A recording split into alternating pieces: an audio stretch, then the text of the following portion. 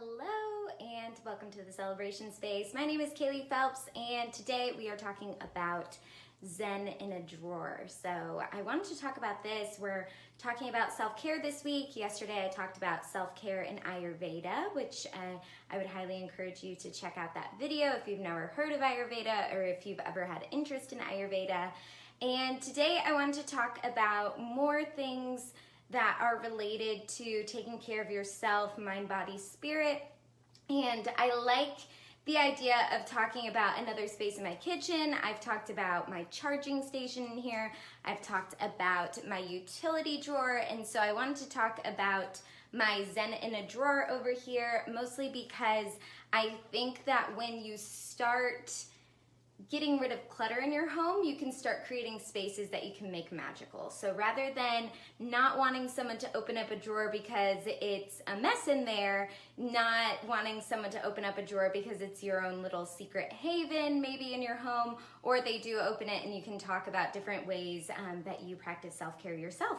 So that is really the inspiration for this video. I'm gonna talk about, given time, I'm gonna talk about this drawer in my kitchen and then also another drawer where I keep some of my self-care and Zen items. So I'm going to dive into this drawer right over here and bring you right over. So if you've seen my utility drawer video, it's gonna be pretty similar. I'm going to just show you what the drawer looks like now, and then I'll take some items out and show you why they're in there, how I practice, some calming, relaxing activity with them.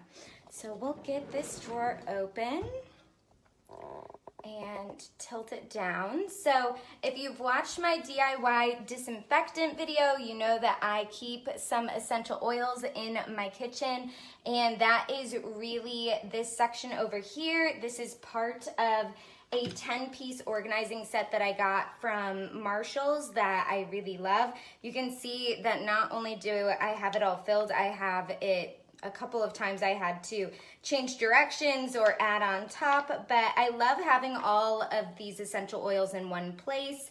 I have a tea tree oil in my bathroom as well, but I think this is really nice just to have it all in one place. I use this to diffuse in my bedroom. I have a diffuser. I use it in some of my household cleaners, as I was mentioning, and it's just nice to have. You can throw it in a bubble bath as well, or put it some on the bottom of your shower, and the steam in the hot water will rise it. So I like to do that a lot with lavender.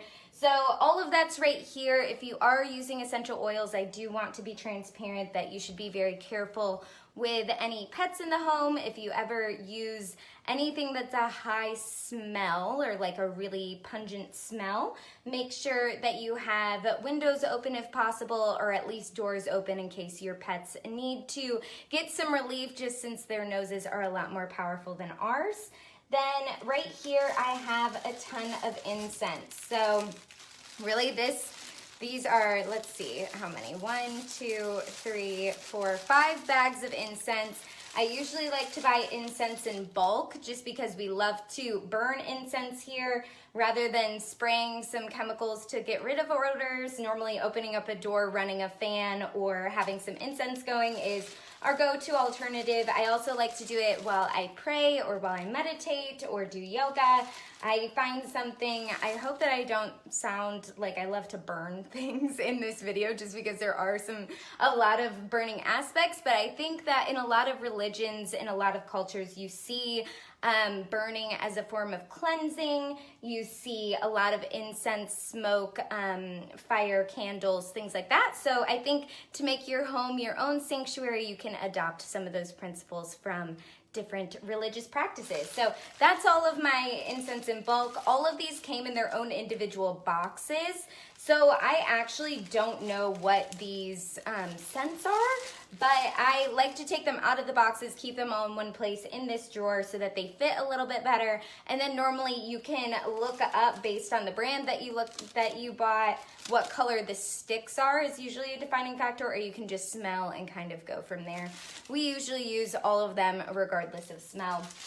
And then This is something that you can burn your incense stick on. It catches all of the ash right here. It's really nice and easy, just pretty simple. So keep that right next to the incense and also next to a lighter, just to be careful. I always use this one.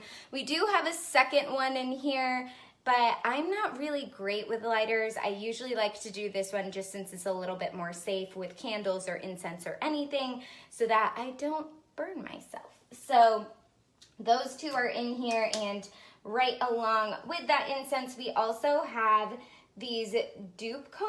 So these are also another form of incense that work with, we have a little incense holder for the cones that it's a cool little statue that the smoke comes out the top and out the mouth. So this is another form of incense that we also have that we love. So it smells wonderful. The smoke is great and love it. So then lastly, on that whole train of incense, I have this incense holder, which can hold, you can put the sticks upright or going into my smudging kit. When I'm done smudging, a lot of times I don't keep sand in the house. A lot of people will put anything burning to put it out in sand, which I think is really cool. I just don't have any sand available on me. If I ever do, I would like to put it in a little, probably a little jar and keep it in this same drawer. But this is what I use really with burning things, just since it's metal, it's not gonna be flammable. Keep it on a granite countertop so there's nothing around for it to catch fire, and then you're good to go. And like I mentioned, I have my smudging kit. So this also came in a really big box. I'm gonna try really hard not to drop all of these things at the same time. But it has 5 different herbs that you can burn. So this art of smudging really comes from indigenous people and their ceremonies to cleanse mind, body, and spirit. So you'll see it in, actually a lot of the ceremonies are not able to be filmed just since they are sacred religious ceremonies. But you can learn a lot about smudging. It's used in different cultures, but like I said, has its roots a lot in indigenous cultures in the United States. And really the idea of it is that you are cleansing any negative energy in your home, or you can smudge a person if they're having some negative thoughts or feelings. And I think you can smudge any object. If maybe you got an object from, let's say, a flea market, normally trying to cleanse its history or cleanse any previous thoughts or feelings or things related to that object. That's how you do it through smudging. I really got this because I liked the sage. So I personally love sage. It's the one that you hear about the most, burning sage, and it also helps with killing some infectious bacteria in your airborne, anything airborne. So again, I'm not a doctor. That is something that I've read. I'll have to fact check myself.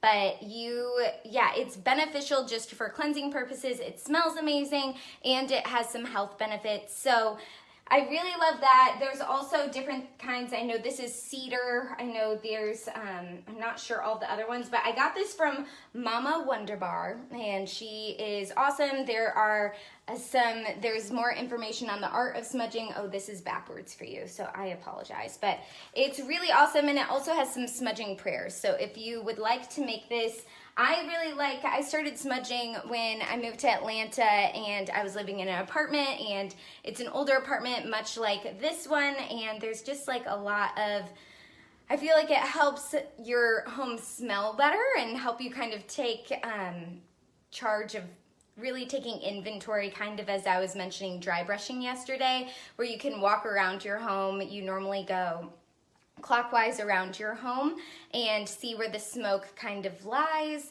and if it goes straight up or if you need to spend more time in that space. But I think it's a really cool practice. I highly recommend checking it out if you are interested in something like that, or if you live in a place where you might want to clear the energy and someone else has lived there before, X, Y, and Z.